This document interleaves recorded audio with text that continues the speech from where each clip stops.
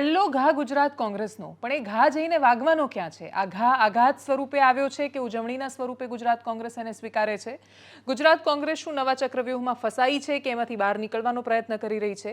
ખુશ કોંગ્રેસના નેતાઓ થવાના છે કે ભારતીય જનતા પાર્ટીના? શું ભારતીય જનતા પાર્ટીમાં ભરતી મેળો ફરીથી શરૂ થાય એવી સંભાવનાઓ છે?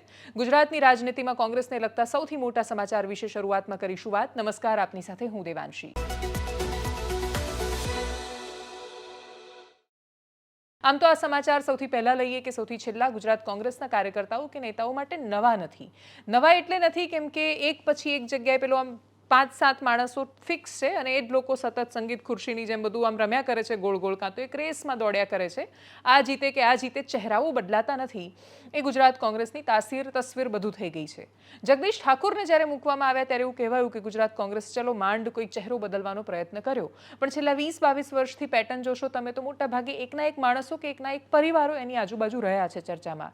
અર્જુન મોઢવાડિયા એ નેતા ખૂબ જૂના નેતા, જૂના જોગી, પણ છતાંય પેલું પરંપરાગત રીતે કંઈ મુખ્યમંત્રીના પરિવારમાંથી આવે છે એ રીતે એમને નહોતા જોવામાં આવ્યા. પ્રશ્ન બે બાજુના છે. એક તો ગુજરાત કોંગ્રેસ જ્યારે નવા ચહેરાઓ પર ભરોસો કરે છે ત્યારે શું એ ચહેરાઓ સતત ટકીને રહે છે?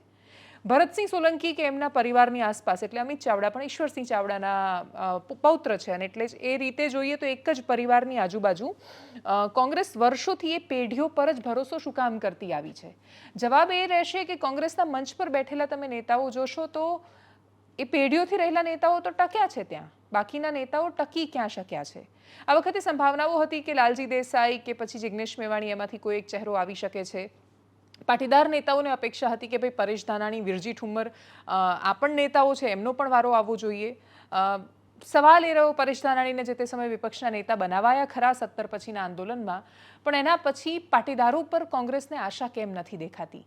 જવાબ બહુ સ્પષ્ટ છે કે પાટીદારોને પણ કોંગ્રેસમાં આશા ક્યાં દેખાય છે? આ સંબંધો બહુ જ પરસ્પર છે. શું કામ આજે પણ ઠાકોર સમાજ કોંગ્રેસ માટે વફાદાર છે? તો એનો જવાબ બહુ સરળ છે કે કોંગ્રેસ પણ ઠાકોર સમાજ માટે વફાદાર રહે છે.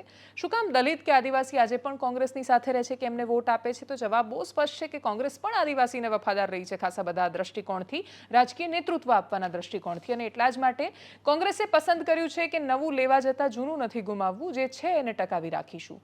કોળી સમાજે પણ પ્રયત્ન કર્યો હતો કે ભાઈ અમારી પણ આટલી વિશાળ વસ્તી છે. એક સમયે કોળી સમાજનું નેતૃત્વ કરતા અને ખૂબ બહોળી વોટ બેંક ધરાવતા કુંવરજી બાવળિયા પણ અહીંયા હતા. એક સમય હતો કે જ્યારે મોટા ભાગના સમાજના નેતાઓ કોંગ્રેસની પાસે રહેતા. હાલ સ્થિતિ એવી છે કે ધર્મ સત્તા ભારતીય જનતા પાર્ટીની સાથે છે અથવા એમના ખોળામાં છે અથવા ચરણોમાં છે, તમે જે પણ કહી શકો એ. આર્થિક સત્તા, અર્થતંત્ર પણ ભારતીય જનતા પાર્ટીના ખાસા બધા પક્ષમાં છે અને એટલે જ આ બે સત્તા હોય ત્યારે સમાજના નેતાઓ પણ બહુ સ્વાભાવિક રીતે સરળતાથી જતા હોય છે. એટલે જે સમાજના નેતાઓ છે એ ભારતીય જનતા પાર્ટીની સાથે જોડાયેલા હોવાથી બાકીની જગ્યાએ એટલું પ્રતિનિધિત્વ કોંગ્રેસને નથી મળી શક્યું. કોંગ્રેસ એના મૂળિયા ધીરે ધીરે તૂટી રહ્યા છે. એવું કહેવાતું કે કોંગ્રેસને મૂળ સોતી ઉખેડી દેવી એ એટલું શક્ય નથી, પણ મૂળ સોતી જો કોઈ ઉખડી શકે તો એ કોંગ્રેસ સાબિત થઈ શકે એવું એમણે 2022માં સાબિત કર્યું. પણ એના પછી જે રિવાઇવનો પ્રયત્ન છે, ફરીથી પુનર્જીવનનો પ્રયત્ન છે, એ પણ કોંગ્રેસ જ કરી શકે છે. કોંગ્રેસ કદાચ દેશનો સૌથી જૂનો અને દેશની આઝાદી માટેનો મહત્વનો પક્ષ રહ્યો હોવાથી કોંગ્રેસે વારંવાર સાબિત કર્યું છે કે કોંગ્રેસને ખતમ નથી કરી શકાતી. તમે ગમે તેટલા પ્રયત્ન કરો, શામ દામ દંડ ભેદ ગમે તે વાપરી દો, કોંગ્રેસ ખતમ નથી થતી. કોંગ્રેસ જ્યારે એવું લાગે બધાને કે સાવ ખતમ થઈ જશે ત્યારે અચાનક જ એ આળસ મરડીને બેઠી થાય છે, પણ પછી પાછી સૂઈ જાય છે. એ કોંગ્રેસની પેટર્ન છે. અમિત ચાવડા ગુજરાત કોંગ્રેસના પ્રદેશ અધ્યક્ષ બન્યા છે. તુષાર ચૌધરી વિપક્ષ નેતા બન્યા છે. તુષાર ચૌધરી ખેડબ્રહ્મા બેઠકથી ચૂંટાઈને આવેલા કોંગ્રેસના ધારાસભ્ય છે, પણ એમની ઓળખાણ અમરસિંહ ચૌધરીના દીકરા તરીકેની પણ છે. દક્ષિણ ગુજરાતથી માંડીને ઉત્તર એટલે અંબાજીથી ઉમરગામ સુધીના પટ્ટા પર પ્રભુત્વ ધરાવી શકે છે જો એ પ્રયત્ન કરે તો. હાલ આદિવાસી સમાજના મુખ્ય ચહેરાઓ યુવાનોમાં જો કોઈ લોકપ્રિય હોય તો એ કોંગ્રેસમાંથી અનંત પટેલ અને આમ આદમી પાર્ટીમાંથી ચૈતર વસાવા ઉભરીને સામે આવે છે. પણ એના પછી હકીકત એ છે કે સોશિયલ મીડિયાની લોકપ્રિયતા અને જમીન પર જઈને કામ કરવું, તો આ બંને નેતાઓ તો પોતાના વિધાનસભા ક્ષેત્રમાં અને વિધાનસભા ક્ષેત્રની બહાર પણ જ્યાં જ્યાં આદિવાસી મુદ્દાઓ આવે છે ત્યાં ખૂબ સક્રિય રીતે લડે છે. દલિત સમાજના મુદ્દાઓ આવે છે ત્યાં જિગ્નેશ મેવાણી સહિતના નેતાઓ લડે છે.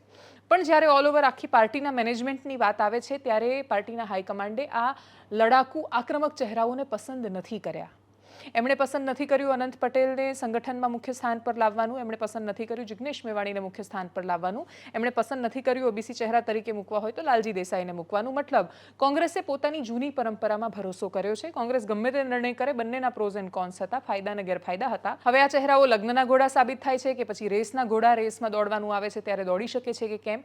હકીકત એ છે કે અમુક માણસો છે કે જે આંદોલન કરવામાં અને લોકોની અંદર એ જનમાનસ પેદા કરવામાં વધારે આક્રમક રીતે કામ કરી શકે એવા હોય છે. અમુક લોકો સંગઠનમાં બહુ સરસ કામ કરી શકે એવા હોય છે. અમિત ચાવડા સંગઠનમાં ખૂબ સારું કામ કરી શકશે એવી અપેક્ષા છે, કેમ કે આણંદમાં આંકલાવ જેવી બેઠક આ વખતે તો ટકાવી રાખવી બહુ જ અઘરી હતી ને તોય આટલા વર્ષોથી સતત જીતતા આવ્યા છે. ખૂબ પ્રયત્ન પછી પણ એમને નથી હરાવી શક્યા. વિપક્ષના નેતા તરીકે પણ એમણે ખાસું એવું સારું કામ કર્યું છે. બીજું કે ભરતસિંહ સોલંકીની ખૂબ બધી નબળાઈઓ છે જે વારંવાર ચર્ચામાં આવે છે, અને જો એ નબળાઈઓ ન હોત તો ભરતસિંહ સોલંકી કદાચ ખૂબ સારા નેતા સાબિત થઈ શક્યા હોત કોંગ્રેસ માટે. પણ દરેક વ્યક્તિ પોતપોતાની નિયતિની સાથે આવતો હોય છે, એટલે ભરતસિંહ સોલંકી માટે પણ એ જ સાબિત થયું છે. અમિત ચાવડા એ નિયતિ ભાગ્ય કશું બદલી શકે છે, પોતાનું કે પછી ગુજરાત કોંગ્રેસનું, એના પર પણ નજર રહેશે. નેતા શક્તિશાળી છે અને સમજુ પણ છે, એમાં કોઈ શંકાને સ્થાન નથી. હવે ગુજરાત કોંગ્રેસની ઇન્ટરનલ પોલિટિક્સ એના પર નજર રહેશે. પાટીદાર નેતાઓએ મિટિંગ કરી હતી, કોળી સમાજના નેતાઓએ પણ મિટિંગ કરી હતી. દરેકે રાહુલ ગાંધી પાસે પાટીદાર નેતાઓએ તો સમય માંગ્યો હતો મળવાનો.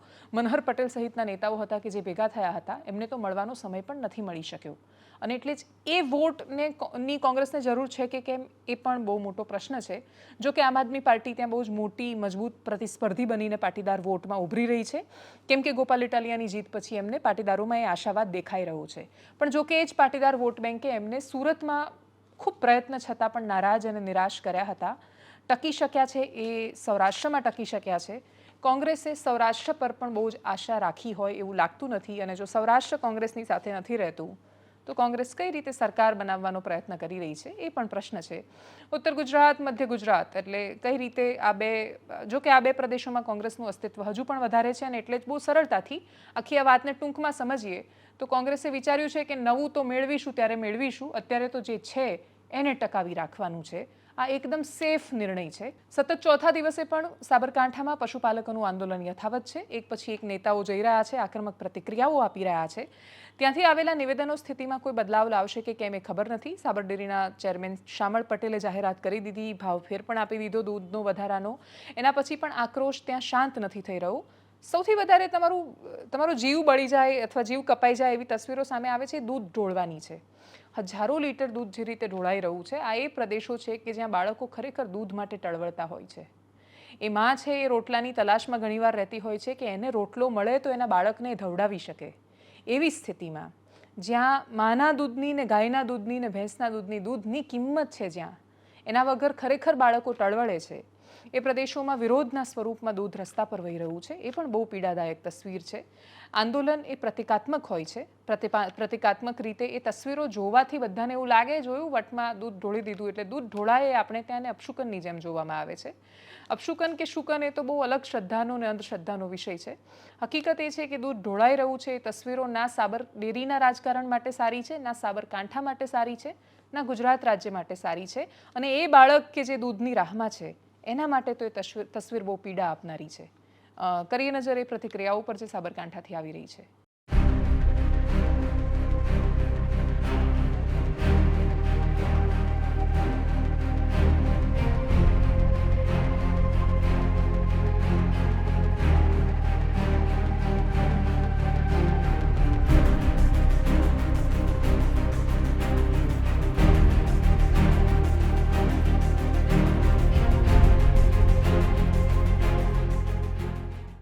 નો અડ્ડો બનેલું ગુજરાતનું સહકાર કેન્દ્ર. આ સહકાર ક્ષેત્રની અંદર ખેડૂતો, પશુપાલકો, દૂધ ઉત્પાદકો કાળી મજૂરી કરીને, બહેનો વહેલી પરોઢે ઓઢીને જે કાળી મજૂરી કરીને આ સહકાર ક્ષેત્રને ધમધમતું રાખ્યું છે, એની અંદર નકરો સડો પેસી. ગયા વર્ષે સાબર ડેરીએ ભાવ વધારો જે અહીંના પશુપાલકોને, દૂધ ઉત્પાદકોને આપ્યો, એ જ માંગ લઈને, એનાથી વિશેષ કંઈ નહીં, એ જ માંગ લઈને સાબર ડેરીના દ્વાર ઉપર પહોંચેલા પશુપાલકો ઉપર અગાઉથી બોડીગાર્ડ, બાઉન્સરો, પોલીસનો કાફલો બોલાવી જાણે રાજ્ય સરકારનું સ્પષ્ટ ષડયંત્ર હોય, સાબર ડેરીનું જાણે આગોતરું આયોજન હોય કે એવો સીન ક્રિએટ કરો કે ખેડૂતો ઉશ્કેરાય, કાયદો વ્યવસ્થાની પરિસ્થિતિનું નિર્માણ થાય અને પછી એના બાણા હેઠળ ખેડૂતો પર તૂટી પડીએ. અને એ જ ધંધો સાબરકાંઠાની પોલીસે કમલમ અને ગાંધીનગર અને સાબર ડેરીના ઇશારે કર્યો અને જેનું પરિણામ આવ્યું કે ઈડર તાલુકાના ઝીંઝવા ગામના અશોકભાઈ ચૌધરી નામના યુવાનનું બહુ જ કરુણ મૃત્યુ થયું. હું માનું છું કે આ મૃત્યુ નથી, ફેલ જ જાય એ અગાઉથી ખબર હોય એ છતાં એક્સપાયરી ડેટ બાદનો ટીયર ગેસનો સેલ છોડવામાં આવ્યો. લોકોના કહેવા પ્રમાણે લગભગ 50થી વધારે ટીયર ગેસના સેલ છોડવામાં આવ્યા. તો આ દૂધ ઉત્પાદકો હતા, પશુપાલકો હતા, કોઈ આતંકવાદી હતા? ગુજરાતના ખેડૂતો પશુપાલકોની ઉપર રાજ્યની સરકાર કેમ આટલી ચરબી કુદાવી રહી છે?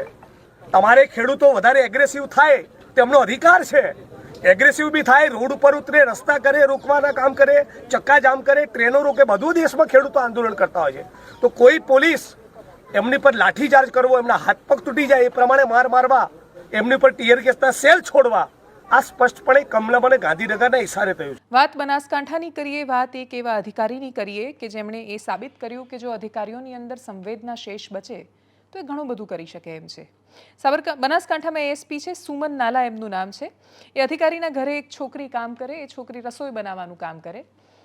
વાતચીત કરતાં કરતાં એમને પૂછ્યું કે ક્યાં છે સાસરી, ક્યાં છે ઘર છે. સ્વાભાવિક સંવાદ ચાલી રહ્યો હતો અને એમાં એમને ખબર પડી એક એવી પ્રથા વિશે કે જે કુપ્રથા હતી, વેર ઝેરનું વેર લેવાની એક પ્રથા બની ગઈ હતી જેનું નામ ચડોતરું.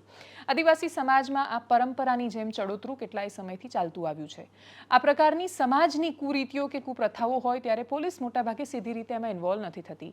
ના એમાં એફઆઈઆર થતી હોય છે, ના ફરિયાદો થતી હોય છે. સમાજ બેસે છે, પંચો ભેગા થાય એની જાતે નિર્ણયો કરતા હોય છે. પણ એના પછી એક અધિકારીને સમજાયું કે જો પોલીસ એક્શન લેવાનું નથી કહેતી, પોલીસ છે એટલે સીધો દંડો લઈને મારવા જ જાય એવું ક્યાં કોઈએ કહ્યું છે કે તમે આમને કાઢી મૂક્યા ચડોતરું કરીને. ચડોતરુંનો મતલબ થાય છે કે વેર લેવાનું. અને એ આ દાંતાના મોટા પીપોદરા ગામની આ ઘટના છે કે ત્યાંથી લગભગ ખાસા 29 જેટલા પરિવારો હતા, એટલે 200-300 જેટલા માણસો હતા કે એમને ગામમાંથી એટલે જતું રહેવું પડ્યું હતું કેમ કે ચડોતરું થયું હતું.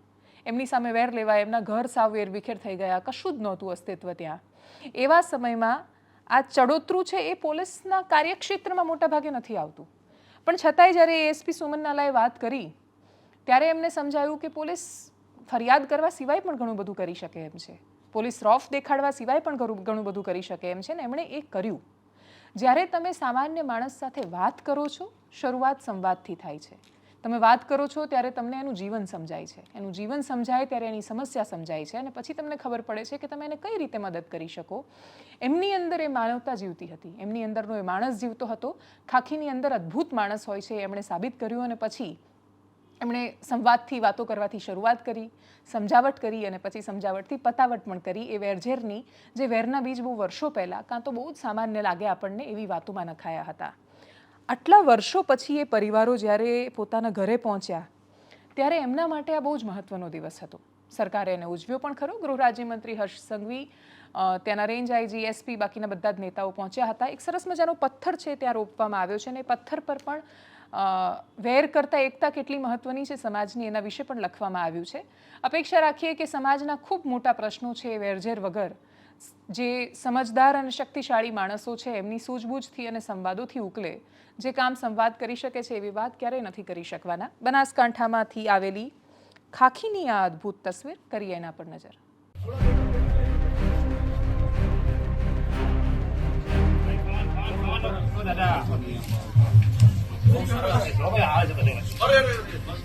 શું નામ છે? 12 વર્ષે તને વિચાર આવ્યો ને જો બધું ગામનું આખું ભલું થઈ ગયું. કેટલા લોકો પાછા આવ્યા આજે? 45 ઘર. એટલે બધા નહીં, કેટલા લોકો હશે? 300 લોકો. હા, ચાલો. હા. ઓમ ચાલો.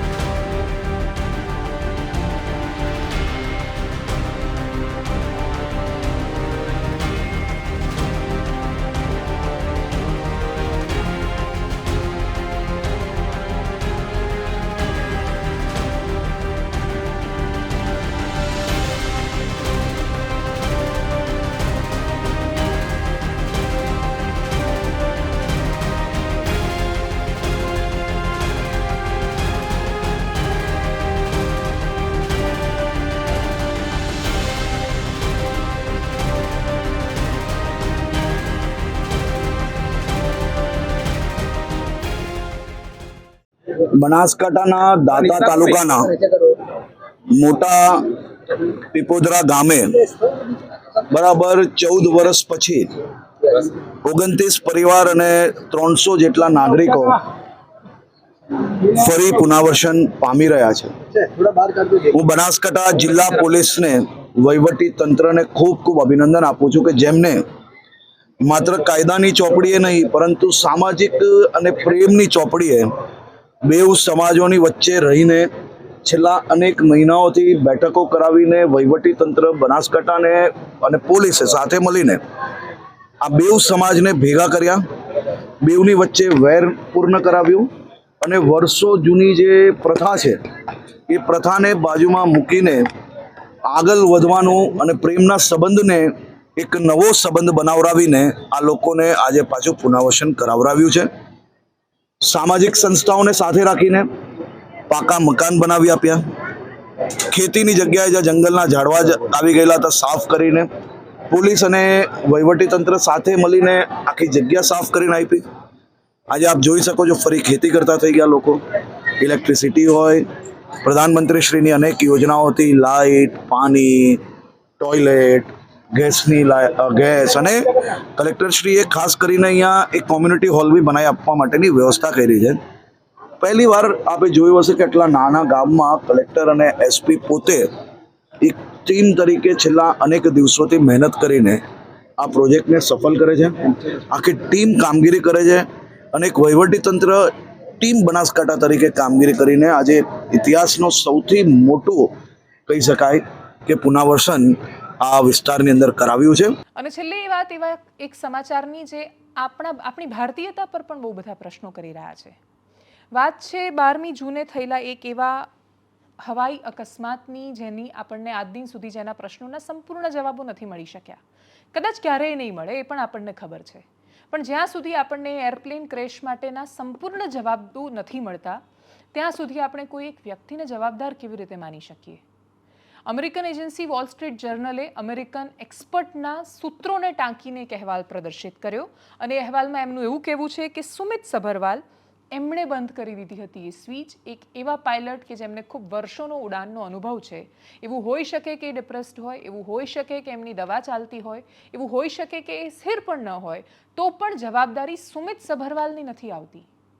જવાબદારી તો એ એરલાઇન ઓપરેટરની આવે છે, એ માણસોની આવે છે કે જેમણે એ સુનિશ્ચિત કરવાનું છે કે કોણ છે જેના હાથમાં તમે જીવન સોંપી રહ્યા છો. અને સૌથી મોટી વાત, જ્યાં સુધી એ અહેવાલ પ્રદર્શિત ને પ્રકાશિત નથી થયો, એ અહેવાલ જ્યાં સુધી પબ્લિક ડોમેનમાં નથી, ત્યાં સુધી એક અમેરિકન એજન્સી એની સુધી આ અહેવાલ રિપોર્ટ કેવી રીતે પહોંચે છે? સામાન્ય રીતે એવું કહેવાય છે કે વ્હાઇટ મેન હંમેશા વ્હાઇટ મેનની ફેવર કરે, એટલે જે સફેદ ચામડી છે હંમેશા એવો પ્રયત્ન કરે કે એના વાળાને બચાવે. એ અન્યાય કરે છે પણ છતાં એ પ્રયત્ન કરે છે સૌથી પહેલાં કે કશું પણ થાય બોઈંગની ઇજ્જત ન જવી જોઈએ. આની પહેલાં જેટલા પણ એરપ્લેન ક્રેશ થયા બોઈંગની એક સિરીઝમાં, તો બોઈંગ કંપની પર એટલા બધા પ્રશ્નો થયા અને છતાંય છેક સુધી એવું રિપોર્ટિંગ કરવામાં આવ્યું. એમાં પણ એક પાયલટ જેનું મૃત્યુ થયું હતું એ મૂળ રૂપે ભારતીય હતો અને પછી એવું કહ્યું કે આ બધા થર્ડ વર્લ્ડ કન્ટ્રીઝ છે અને આ થર્ડ વર્લ્ડ કન્ટ્રીઝના પાયલટને તો એમને પ્રોપર ટ્રેનિંગ જ નથી મળતી, એમને ફ્લાઇટ પ્રોપર ઓપરેટ કરતા નથી આવડતી, એ લોકોની અંદર જ સમસ્યા હોય છે ને એટલા માટે બોઈંગની ભૂલ નથી. એ તો ચલાવવાવાળા પાયલટને ખબર હોવી જોઈએ કે પ્લેન કેવી રીતે ચલાવવાનું છે. બાકી પ્લેન તો બહુ સરસ છે. આ તો એના પછી કમનસીબે બાકીના બધા દેશોમાં, એટલે અમેરિકા ખુદ એનો શિકાર બન્યું ને એના પછી એમને એવું અહેસાસ થયો, જે રીતે આતંકવાદમાં પણ અમેરિકા પોતે ભોગ બને પછી એમને અહેસાસ થાય કે હા, ટેરરિઝમ નામનો શબ્દ એક્ઝિસ્ટ કરે છે ને એ સમસ્યા છે. એ જ રીતે એમને એરપ્લેન ક્રેશમાં એ વખતે બોઈંગ માટે પણ સવાલો થયા. એના પછી તો નેટફ્લિક્સ પર આખી બોઈંગની ડોક્યુમેન્ટરી બનેલી છે ને જેમાં કેવી રીતે મીડિયા ટ્રાયલ કરે છે ને પછી મીડિયા ટ્રાયલમાં કેવી રીતે સૌથી પહેલાં કંપનીને બચાવવા માટે પાયલટ પર ઢોળી દે છે એનું ઉદાહરણ છે. પ્રશ્ન વોલ સ્ટ્રીટ જર્નલ કે પછી બોઈંગ જે કરે એની સામે તો છે જ નહીં. પ્રશ્ન એ છે કે શું કામ ભારતીય મીડિયા પણ એ રીતે રિપોર્ટ કરે કે નહીં કેપ્ટન સુમિત સભરવાલની જ ભૂલ હશે? જે વ્યક્તિ પોતાનો પક્ષ મૂકવા માટે આ દુનિયામાં હયાત જ નથી, તો જે પણ લોકો સીધો જ નિર્ણય સંભળાવવા માટે બેઠા છે એમની એ જવાબદારી બને છે, એમનું એ પહેલું કર્તવ્ય છે કે એ વ્યક્તિ માટે સંવેદના રાખે જે વ્યક્તિ પોતાનો પક્ષ નથી મૂકી શકવાનું. એમણે તો વધારે કોન્શિયસ રહેવાનું છે એ માણસનો પક્ષ સમજવા માટે, કેમ કે એ જવાબ નથી આપવાના સામે આવીને, કોઈ જવાબ નથી આપવાનું. પાયલટ એસોસિએશન છે FIP, federation of Indian pilots, એમણે કહ્યું કે આખી આ તપાસમાં અમારા તરફથી, એટલે પાયલટ તરફથી તો કોઈ હતું જ નહીં કે જે તપાસનો હિસ્સો હોય. માત્ર અમેરિકન એજન્સી, અમેરિકન માણસો હતા કે જે આવીને તપાસ કરી રહ્યા હતા. અમુક ભારતીય સંસ્થાઓ હતી. એર ઇન્ડિયાએ હાથ ઊંચા કરીને કહી દીધું કે ના ભાઈ, બોઈંગની ફ્લાઇટમાં તો ક્યારેય એ સ્વિચનો ઇસ્યુ આવતો જ નથી. તો બોઈંગની એ ફ્લાઇટમાં ઇસ્યુ હતો કે કેમ, એ કોણ જવાબ આપશે? કોકપિટનું એ છેલ્લું કન્વર્ઝેશન જેમાં એક પાયલટ બીજા પાયલટને, એટલે જે કો પાયલટ છે સુમિત સબરવાલને પૂછી રહ્યા છે કે આ તમે બંધ કરી કેમ? કોઈ પણ પાયલટ ગમે તેટલી અવસ્થામાં, ગમે તે અવસ્થામાં હોય, દરેક સંભાવનાઓને તમે નકારી નથી શકતા.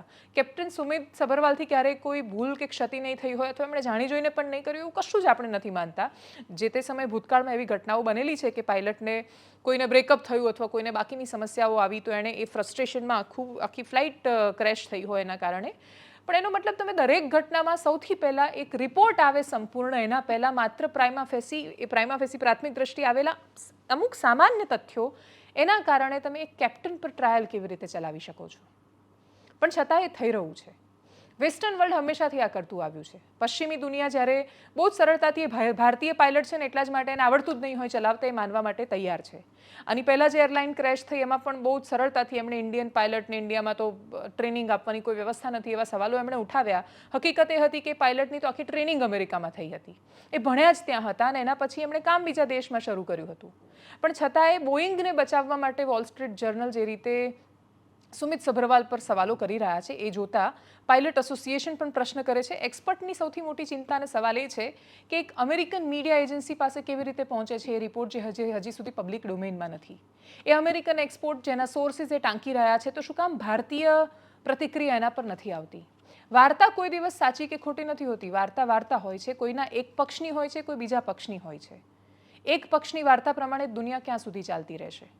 અને એટલા જ માટે જો અમેરિકાનું સત્ય એ જ દુનિયાનું સત્ય, એ રીતે જો ચાલવાનું હોય અને ભારતીય મીડિયાએ એને સ્વીકારી લેવાનું હોય, તો આ સવાલ બહુ ગંભીર છે. જે ભારતીયો પણ કેપ્ટન સુમિત સબરવાલ પર આવેલા રિપોર્ટના આધારે એમના પર પ્રશ્નો કરવા માંડ્યા છે અથવા એમના પરિવાર પર પ્રશ્નો કરવા માંડ્યા છે, એમણે એ વાતનો જવાબ આપવો પડશે પોતાને કે આ અમેરિકન સત્ય છે, આ સત્ય નથી. સત્ય માટે આપણે બધાએ રાહ જોવી પડશે. એનાલિસિસમાં અત્યારે બસ આટલું જ. જો આપ અમને યુટ્યુબ પર જોઈ રહ્યા છો તો સબસ્ક્રાઇબ કરો, ફેસબુક પર જોઈ રહ્યા છો તો ફોલો કરો, વિડીયોને શેર કરો. નમસ્કાર.